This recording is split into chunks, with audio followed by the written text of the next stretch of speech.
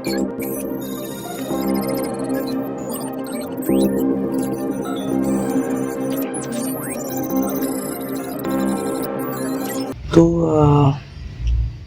हमारे कर्म कैसे इफेक्ट करते हैं पूरे ब्रह्मांड को? अब ये जो पूरा यूनिवर्स है ना, पहले तो एक कुछ अजीब सी बात बताता हूँ आपको, है ना। यूनिवर्स भी नहीं कहता हूँ मैं, ये कहूँगा एग्जिस्टेंस, है ना। जो एग्जिस्टेंस है, ये एग्जिस्टेंस अगर इसे समथिंग कहा जाए तो गलत नहीं होगा। So this something, this existence came out of nothing.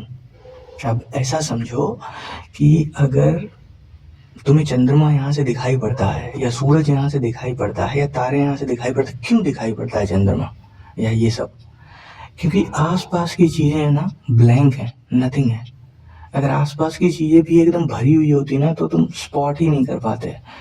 समझ रहे हो कि मतलब किसी चीज को, जैसे अगर एक कैनवस है, कैनवस पूरा ब्लैंक होना चाहिए, तब उसके ऊपर आप पेंटिंग बना पाओगे कुछ कुछ। तो दैट ब्लैंकनेस इज रिक्वायर्ड अगर समथिंग को शो करना है। So that nothing has to be there, जो कि समथिंग आप परसीव कर पाओ। ठीक है, आई होप ये क्लियर होनी चाहिए बात। ये बात क्लियर होना बहुत बहुत ज़रूरी है, तो ही आगे कॉन्वर्सेशन हो पाएगा। आई एम नॉट श्योर कितने लोगों को समझ आई होगी। Again I am trying to do it. किसी भी चीज़ को देखने के लिए उसके आसपास का एरिया ना ब्लैंक चाहिए, ताकि आप दो चीज़ों में डिफरेंस कर पाओ। अगर सफ़ेद व्हाइट बोर्ड पे आप व्हाइट मार्कर से ही लिख दोगे तो कुछ भी नहीं दिखाई पड़ेगा। व्हाइट बोर्ड पे व्हाइट चौक से लिख दोगे तो कुछ नहीं दिखेगा। ब्लैक बोर्ड पे व्हाइट चौक, या ग्रीन बोर्ड पे व्हाइट चौक, या फिर व्हाइट बोर्ड पे ब्लैक, या कोई भी कॉन्ट्रास्ट कलर होना चाहिए, तब आपको दिखेगा। वो एक कॉन्ट्रास्ट इज रिक्वायर्ड, समझ रहे हैं? So that blankness is required for something to exist. So existence के लिए वो जो नॉन एग्जिस्टेंस है, वो एक बेस का काम करता है। तो वहां से एग्जिस्टेंस में चीजें आती हैं। ऐसे ही पूरा ब्रह्मांड कभी एग्जिस्टेंस में आया होगा। अब कब आया होगा? कई लोग बिग बैंग बोलते हैं, कई लोग बोलते हैं उससे पीछे भी ये कहानी जाती है। अब कई साइंटिस्ट ऐसा मानते हैं कि big bang he just that is the point. But big bang के लिए भी तो समथिंग चाहिए ना, टकराया क्या? तो अगर कोई दो चीजें टकराई, so it means there has to be something, तभी तो टकराया। और वो समथिंग कहाँ से आया? तो आज क्वांटम फिजिक्स हमें ये बताता है कि एक, अब इन डेप्थ तो क्वांटम फिजिक्स भी नहीं जानता इस बात को। फिलहाल जहाँ तक बात पहुंची है वो ये है कि मैटर के बाद एटम, तो जो बिल्कुल छोटे छोटे करके जो क्वांटा, सबसे छोटा पार्टिकल मिला है हमें, उसी के नाम पे क्वांटम फिजिक्स है। तो ये इन्हीं से मिलकर पूरा ब्रह्मांड बना है। आप, मैं, कुत्ता, बिल्ली, ईंट, पत्थर, हवा, पानी, सब इन्हीं से मिलकर बना है। जो कुछ भी एग्जिस्ट करता है, ये एग्जिस्टेंस इन्हीं छोटे छोटे पार्टिकल से मिलकर बनी हुई है। अब जब बहुत डेप्थ में देखा जाता है तो पूरा ब्रह्मांड आपको ऐसे दिखाई जरूर पड़ता है ब्लैंक, लेकिन एक्चुअली ये ब्रह्मांड ब्लैंक है नहीं। ये वो नथिंग नहीं है जिसकी मैं बात कर रहा हूँ। ये ब्रह्मांड समथिंग में काउंट होता है। तो चंद्रमा के आसपास जो ब्लैंक दिखता है, ये एक्चुअली ब्लैंक नहीं है। ये जो खाली जगह है ना, ये खाली जगह भी उसी क्वांटा, उन्हीं छोटे छोटे पार्टिकल से मिलके बनी हुई है। तो दिस इज ऑल फिल्ड। ये एक पूरा वन यूनिट है, पूरा ब्रह्मांड। आप, मैं, चंद्रमा, सूरज, पृथ्वी, सब कुछ एक है। ये आज साइंस हमें बता रहा है। हमारे धर्म ग्रंथों में हर हर मतलब धर्म के लगभग, अगर बहुत ज़्यादा कॉस्मोलॉजी आप पढ़ोगे किसी भी धर्म की, स्पेशली हिंदू या वैदिक कॉस्मोलॉजी आप पढ़ोगे, इन डेप्थ बात की गई है उसमें, इन डेप्थ। मतलब इस लेवल तक अगर आप उपनिषद पढ़ने बैठ जाओगे ना, तो दिमाग का दही हो जाएगा। आपको लगेगा कि यार क्या लिखा हुआ है इसमें, ये क्या लिखा हुआ है। और आज क्वांटम फिजिक्स वहां पहुंच रही है। It's like fascinating and it's like unimaginable. ऐसा कैसे हो सकता है कि हजारों साल पहले ये बात लिख दी गई है? तो ये तो मतलब बार-बार वही सृष्टि हो रही है कि पहले लोग आए, उन्हें मालूम था, उन्होंने लिखा, वो खत्म हो गए। फिर वो थोड़ा बहुत जो अद्धा-पद्धा ज्ञान मिल गया हमारे पास, उससे ये सृष्टि में फिर से समझ रहे हैं ना, वही-वही साइकिल चल रहा है। खैर एनीवेज़, तो ये जो समथिंग है ना, this came out of nothing. और आज क्वांटम फिजिक्स हमें बताता है ये जो छोटे-छोटे पार्टिकल जिनसे मिलके पूरा ब्रह्मांड बना है, पूरा एग्ज़िस्टेंस बना है, ये एक कुछ डार्क स्पेस है, उसे नथिंग कहा जा सकता है। उससे अचानक एग्ज़िस्टेंस में आते हैं और फिर नॉन एग्ज़िस्टेंस हो जाते हैं। मतलब नथिंग से समथिंग हुए और समथिंग से नथिंग हो गए। ये एवरी सेकंड हो रहा है। सेकंड भी बहुत बहुत बहुत बड़ी टाइम यूनिट में बोल रहा हूँ। सेकंड के भी 1 करोड़वें हिस्से में ये हो रहा है और ना हम इसे अपनी आंखों से देख पा रहे हैं, ना हम इसे परसीव कर पा रहे हैं, ना हम समझ पा रहे हैं ये क्यों हो रहा है, कैसे हो रहा है, कैसे चीज़ें नॉन एग्जिस्टेंस से एग्जिस्टेंस में आ रही हैं और एग्जिस्टेंस से वापस नॉन एग्जिस्टेंस में चली जाती हैं। पूरे ब्रह्मांड का यही हाल है, पूरे एग्जिस्टेंस का यही हाल है। इंसान का जीवन देख लो आप, जानवर का जीवन देख लो, पेड़ पौधों को देख लो, हवा पानी जो मन करे आपका देख लो। चीज़ें एक सर्टेन टाइम पीरियड के लिए एग्जिस्टेंस में आती हैं और फिर चली जाती हैं। हो सकता है उनका टाइम पीरियड आपसे ज़्यादा हो, बट एवरीथिंग विच एग्जिस्ट उसका एक सर्टेन टाइम पीरियड होता है और वो एक दिन नथिंग में जाके डिसॉल्व हो जाता है और फिर उस नथिंग से समथिंग में आ जाता है। इतनी लंबी कहानी मैं क्यों आपको समझा रहा हूँ? आपको ये बताने के लिए समझा रहा हूँ कि इस ब्रह्मांड में कभी भी कुछ खत्म नहीं होता है।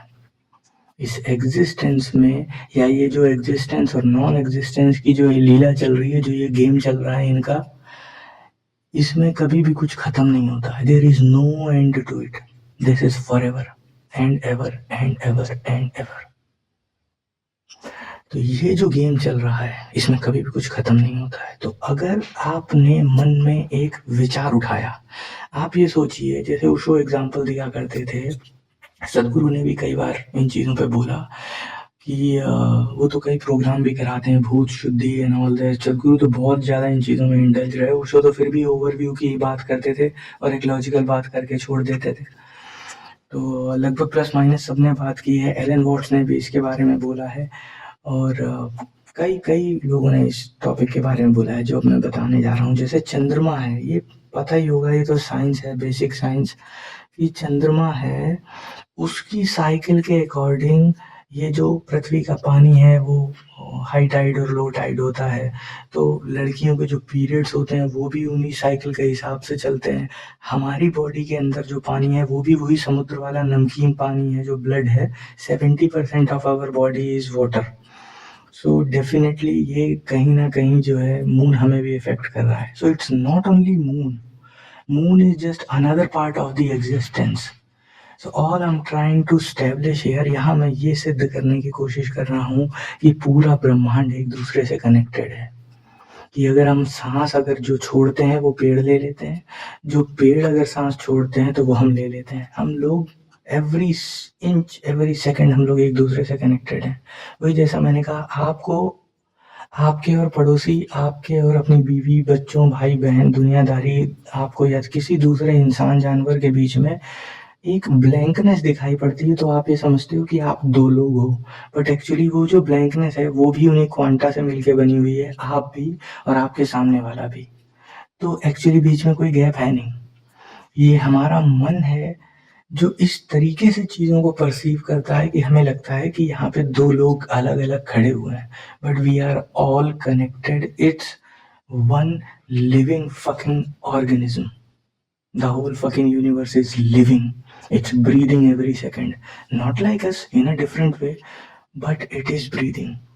ये जो पूरा ब्रह्मांड है ना, ये जीवित है और आज साइंस ये मान रहा है। हमने इसे ब्रह्म नाम दिया। ब्रह्म क्यों बोला होगा? ब्रह्म का मतलब कोई भगवान नहीं है ब्रह्मा जी। ब्रह्म का मतलब होता है एवर एक्सपेंडिंग। संस्कृत का शब्द है, उसका इंग्लिश ट्रांसलेशन अगर किया जाए तो उसका मतलब होता है एवर एक्सपेंडिंग। कुछ ऐसा जो सिर्फ फैलता चला जा रहा है, सिर्फ फैलता चला जा रहा है, and this is never ending. वो बस फैलता ही चला जा रहा है। जैसा मैंने कहा, यहाँ पे हर चीज कनेक्टेड है। यहाँ पे हर चीज एग्जिस्ट कर रही है, कर रही है, कर रही है, और नॉन एग्जिस्टेंस हो जाती है और फिर एग्जिस्टेंस में आ जाती है। यहाँ कुछ भी खत्म नहीं होता है। तो जो आपके मन में एक विचार आया, अब वो विचार कुछ भी हो सकता है कि मैं किसी का मर्डर कर देता हूँ। आप समझ रहे हैं? जैसे अगर एक आपने चादर ले ली, एक चादर पे दाग लग गया, व्हाइट कलर की चादर है, और कहते हैं, मान लेते हैं उस पे कुछ तेल का दाग लग गया, हल्दी का दाग लग गया है ना, तो आप क्या बोलेंगे? क्या कहते हो आप? या आपके घर में कोई मम्मी होंगी या बीवी होगी या बहन होगी, तो वो क्या बोलेगी? ये थोड़ी बोलेगी कि अरे चादर के कोने पर हल्दी लग गई, या चादर के कोने पर दाग लग गया, या आपकी शर्ट के कफ के ऊपर जो जगह है थोड़ी, वहां पे दाग लग गया। ऐसे नहीं बोला जाता है। क्या हुआ? शर्ट पे दाग लग गया। अरे वो क्या हो गया? अरे कुछ नहीं, वो चादर पे चाय फैल गई थी, दाग लग गया। समझ रहे हैं मेरे कहने का मतलब? तो जैसे ही आपके मन में कोई बुरा विचार आया, तो वो बुरा विचार वो एक दाग है, और ये ब्रह्मांड वो चादर है, ये एग्जिस्टेंस वो चादर है। तो ये बुरा विचार पूरे एग्जिस्टेंस पे लगेगा। अब चादर को तो हम धो लेते हैं, एग्जिस्टेंस को धोने का कोई तरीका नहीं है। तो ये जो आपने एक परमानेंट बुरा विचार जो है ब्रह्मांड में उड़ा दिया, हमें देखने पर ऐसा मालूम पड़ता है कि विचार मेरे मन में चल रहा है। जो मेरे मन में आवाज होती है ना, जो कंटिन्यूस चैटर, जिससे आप सब परेशान है, जो बोलता रहता है मन में कोई, आपको लगता है वो सिर्फ आप ही सुन रहे हो, बट ऐसा नहीं होता है। और ये बात प्रूवन भी है। जगदीश चंद्र बसु एक बहुत बड़े साइंटिस्ट हुए हम लोगों के यहाँ के। तो उन्होंने पहले क्या किया, उन्होंने ना बेतार के तार का आविष्कार किया, जिसे वायरलेस बोलते हैं। At the same time Markovnikov नाम का एक साइंटिस्ट हुआ, उसने भी वायरलेस का आविष्कार किया। इंडियंस आज भी ये क्लेम करते हैं कि अरे नहीं, उन्होंने चुरा लिया था और वो चोर थे, अंग्रेज तो होते ही चोर हैं। हो सकता है चुरा लिया हो, एक इंसिडेंट ही माना जा सकता है, but at the same time Tesla ने भी वायरलेस का इन्वेंशन किया था सेम टाइम पे। और ये एक इंसिडेंट ऐसा है, आप इंटरनेट पे ढूंढोगे ना तो आपको बाढ़ मिल जाएगी ऐसे इंसिडेंसेस की, कि एक ही समय पे 10 लोगों के दिमाग में सेम विचार आया। और जैसे एक मंडेला इफेक्ट करके एक थ्योरी है, अब वो सही है गलत है इस चीज में नहीं पढ़ते हैं, इससे कोई मतलब भी नहीं है। All I am trying to prove is कि ये हर चीज कनेक्टेड है। मंडेला इफेक्ट क्या होता है नहीं पता हो तो शॉर्ट में बता देता हूँ, कि जैसे लोग एक एग्जांपल दिया करते हैं कि वो अमिताभ बच्चन का शहंशाह मूवी का सबसे फेमस डायलॉग क्या है? रिश्ते में तो हम, है ना? सोचा होगा अपने मन में या बोला होगा। तो ज्यादातर लोग ये बोलते हैं, रिश्ते में तो हम तुम्हारे बाप लगते हैं और नाम है शहंशाह, समथिंग लाइक दैट, ठीक है। बट एक्चुअल डायलॉग ये है, रिश्ते में तो हम तुम्हारे बाप होते हैं, लगते हैं बोला ही नहीं अमिताभ बच्चन ने, लेकिन फिर भी ज्यादातर लोगों को यही लगता है। How these things are getting conveyed, एक जगह से दूसरी जगह ये कैसे जा रही हैं? जब मैंने आपसे नहीं बोली, आपने उससे नहीं बोली, उसने उससे नहीं बोली, पूरे ब्रह्मांड में ये बातें घूम रही हैं। और ये सिर्फ बातों तक और विचारों तक सीमित नहीं है, ये हमारे कृत्यों में भी उतरती है। मैंने अगर हिंसा की, मैंने अगर किसी को मारा, मैंने किसी के साथ अगर गलत किया या अच्छा किया, मेरा कोई भी कृत्य इस ब्रह्मांड में रह जाता है। अब वो कृत्य एग्जैक्टली मैंने सामने वाले के सामने बुरा किया, चाटा मारा, तो वो घुमा के मुझे चाटा मार देगा, ऐसे मेरे कर्मों का फल मिलेगा। ऐसा ऐसा भी हो जाता है ऑब्वियसली। आप मार मत देना किसी के चाटा, वो घुमा के आपके रख देगा, नहीं तो कहने का मतलब ये है, ये भी एक हो सकता है सिनेरियो। बट ओवरऑल आप जब कुछ भी गलत कर रहे हो, कुछ भी गलत सोच रहे हो ना, तो आप पूरा ब्रह्मांड करप्ट कर रहे हो, पूरा ब्रह्मांड, पूरा एग्जिस्टेंस करप्ट कर रहे हो आप। और ये सारा करप्शन जो आप फैला रहे हो, ये करप्शन ओवरऑल कॉन्शियसनेस पे इफेक्ट करेगा, क्योंकि आप अकेले तो हो नहीं ऐसे। अब कहते हैं कि सारे युग चलते हैं, देखो ये भी मेरी बात को प्रूव करेगा। सतयुग बिल्कुल प्योर हुआ, क्यों प्योर हुआ? क्योंकि तब वो नथिंग से समथिंग में आई एग्जिस्टेंस। मतलब वो कॉन्शियसनेस जो सतयुग में प्रवेश की, जहाँ से पूरा युग डेवलप होना चालू हुआ। युग का डेवलपमेंट मतलब कॉन्शियसनेस का डेवलपमेंट।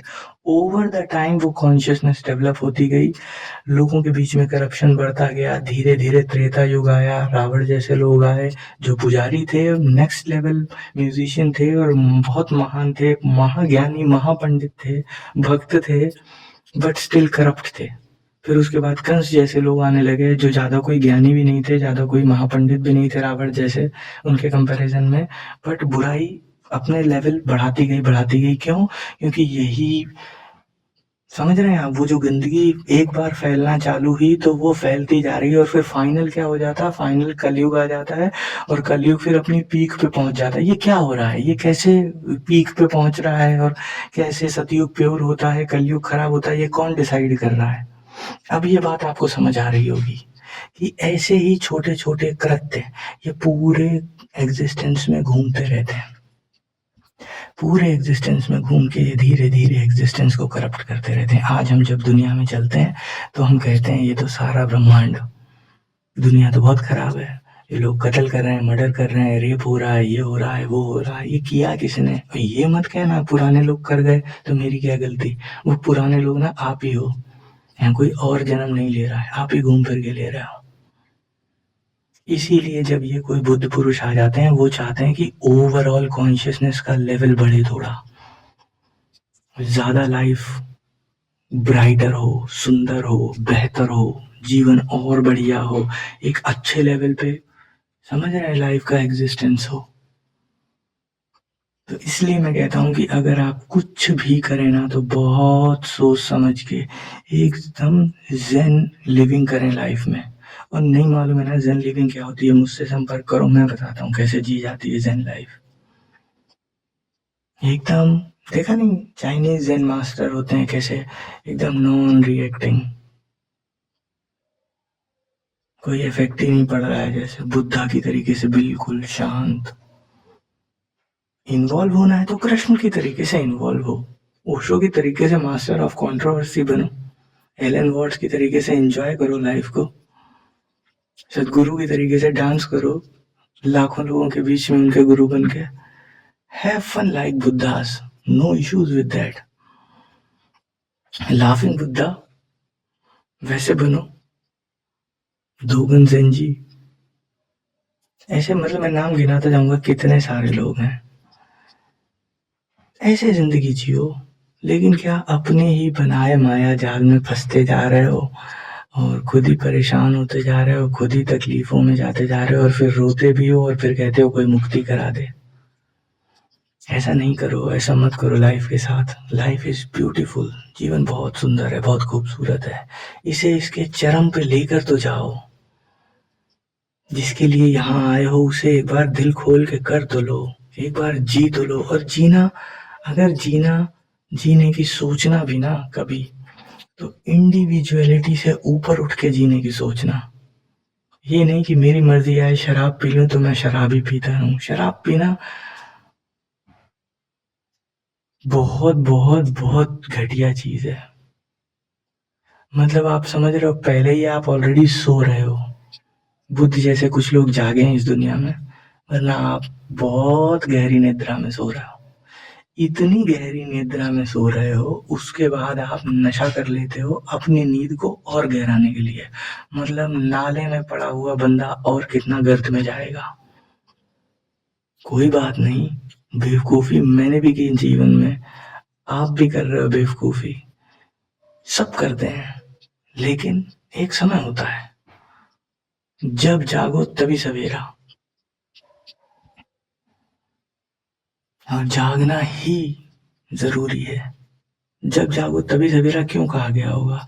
क्योंकि जब आप जागते हैं ना, जीवन तो तब शुरू होता है। देन यू विल नो, अरे यार क्या कर रहा था मैं अभी तक, क्यों नहीं पहले जागा, क्यों मैं ये सब कर रहा था, क्यों मैं अपना समय खराब कर रहा था। और कोई बहाना पकड़ के मत बैठ जाना कि अरे गौतम बुद्ध ने तो दुनिया भर का व्यभिचार किया, वो तो राजा के लड़के थे, इतनी सी उम्र में शादी कर ली और ऐसे रहते थे, वो वैसे रहते थे। 50 कहानियां हैं उनके बारे में भी, वो मदिरा पान करते थे और सब कुछ करते थे। मुझे नहीं मालूम, मैं कोई कमेंट नहीं कर रहा हूँ कि ये सच है ये झूठ है, मुझे नहीं मतलब इससे। कहने का मतलब ये है कि वो भी सो रहे थे, तब वो बुद्ध कहे भी नहीं जाते थे, तब सिद्धार्थ गौतम थे वो, उसके बाद वो गौतम बुद्ध बने। तो everybody has a downside. तो अगर आपकी भी कोई डाउन साइड है तो there is no problem, but now you can wake up. What is the issue? अब तो आप जग सकते हो ना, अब क्या प्रॉब्लम है? और कोई दिक्कत होती है, हम बैठे तो हैं, बैठेंगे, बात करेंगे, चीजों को सॉल्व करेंगे। क्यों नहीं जागोगे? लेकिन भागो मत कि नहीं यार लाइफ बेकार है, मुझे मोक्ष चाहिए, ये वो। ऐसे मोक्ष मत ही लो, हो ही नहीं पाएगा। लोगे क्या जब तक इसे समझ नहीं जाओगे एक एक पॉइंट? कभी सोचा इसे जागना क्यों कहते हैं? इसे और कोई नाम क्यों नहीं दिया गया? जिसे भी देखो जागृत अवस्था में रहो, जागृति जागृति जागृति, सब लोग यही बोल रहे हैं, जाग जाओ, ये एक बुरा सपना है, जाग जाओ, ये है, ये वो है, जीवन एक सपना है, जाग जाओ। ये सब क्यों कहा जा रहा है? क्योंकि जागना शब्द इसलिए दिया गया है क्योंकि वहां पे एक होश होता है, एक विवेक होता है। How you can decide what to do what not to do. उसके लिए किसी एक पर्टिकुलर पॉइंट की आपको जरूरत नहीं है कि यार मेरा तो मोक्ष हो ही नहीं सकता। एंड अंडरस्टैंडिंग, जो एक अंडरस्टैंडिंग है वो ही मोक्ष है। अगर आपको ये बात अभी समझ में आ गई ना कि व्हाट इज राइट और व्हाट इज रॉन्ग, क्या आपको मालूम नहीं है आपके जीवन जीने के लिए क्या चीजें जरूरी हैं और क्या वो फालतू चीजें जो आप करे जा रहे हैं, जो आपको मालूम है आपको नहीं करना चाहिए। जिस भी काम को करने के बाद आपको गिल्ट पैदा होना, ये सबसे बड़ी की है स्टार्ट करने के लिए। फॉर बिगिनर्स बहुत सही है। जिस भी काम को करने के बाद आपको गिल्ट होता है उससे तुरंत दूरी बना लो और उसके पीछे पड़ जाओ ऐसे। उसके ऊपर वीडियोस देखो, उसके ऊपर जानकारी लो, जिन्हें जानकारी हो बुद्ध पुरुषों से, ऐसे अपने पड़ोसी से नहीं। जिन्हें जानकारी हो उनसे पूछो, उनसे बात करो। और बुद्ध पुरुष तो नहीं मिलेंगे बात करने के लिए, तो उनकी वीडियोस देख लो, धर्म ग्रंथों को पढ़ो, खुद किसी के मुंह से मत सुनो, खुद पढ़ो, स्टडी करो, देखो उसमें इन चीजों के बारे में क्या लिखा है जो टॉपिक तुम्हें परेशान कर रहा है। अधिकतर लोगों को काम वासना बहुत परेशान करती है, तो उसके ऊपर स्टडी करो कि एक्चुअली काम वासना है क्या, इसका बिगिनिंग क्या है, इसका एंड क्या है, मैं कैसे इसमें फंसा हुआ हूँ। बहुत सारे लोगों को क्रोध परेशान करता है, तो क्रोध एक्चुअली है क्या, कैसे शुरू होता है, कैसे खत्म होता है। क्रोध के चलते ही तो हम कुछ बोल देते हैं और फिर वो पूरे ब्रह्मांड में तैरता रहता है और धीरे धीरे पूरी सोसाइटी को वो खराब करता है, पूरे अस्तित्व को वो खराब करता है। तो इन चीजों के ऊपर विचार करो कि आखिर ऐसा क्यों होता है, क्या होता है। इतनी जल्दबाजी मत करो यहाँ से जाने की, यहाँ से जाना ही जाना है, यहाँ कोई घर नहीं बना पाया, टेंशन मत लो। तुम नहीं चाहोगे तो भी घसीट के बाहर कर दिए जाओगे। एलन वॉट्स ने कहा था, when it's time for you to wake up, you gonna wake up. So even if you won't do anything, you're gonna get enlightened any which ways.